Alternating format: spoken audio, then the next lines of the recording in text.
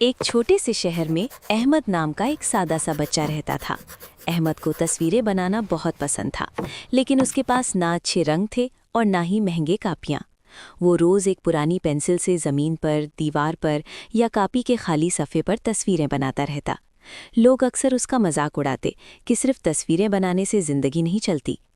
एक दिन अहमद को पुरानी चीज़ों की दुकान से एक अजीब सी पेंसिल मिली। दुकानदार ने कहा, ये आम पेंसिल नहीं है, मगर इसकी कीमत सिर्फ तुम्हारी मेहनत है। अहमद ने वो पेंसिल ले ली।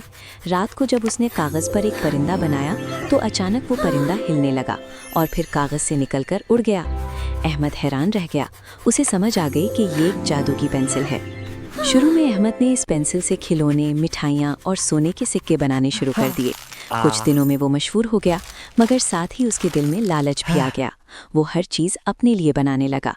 एक दिन जब उसने बहुत ज़्यादा दौलत बनाने की कोशिश की तो पेंसिल टूट गई और उसकी बनाई हुई सारी चीज़ें गायब हो गईं। अहमद बहुत रोया और उसे अपनी गलती का एहसास हुआ। अगली रात वही पेंसिल ख्वाब में उसे दोबारा मिली। एक आवाज़ आई, ये पेंसिल सिर्फ उसके लिए है जो दूसरों के लिए सोचता है। अहमद ने फैसला किया कि अब वो अपनी सलाहियत सिर्फ अच्छे कामों के लिए इस्तेमाल करेगा। इसके बाद अहमद ने बच्चों के लिए किताबें बनाई, गरीबों के लिए खाना और शहर के लिए खूबसूरत चीज़ें तख्लीक की। अब पेंसिल कभी नहीं टूटी, क्योंकि अहमद का दिल साफ हो चुका था।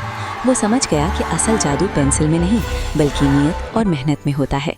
सबक: लालच सब कुछ छीन लेता है और अच्छाई हमेशा वापस लौट कर आती है। चैनल को लाइक, शेयर और सब्सक्राइब करें।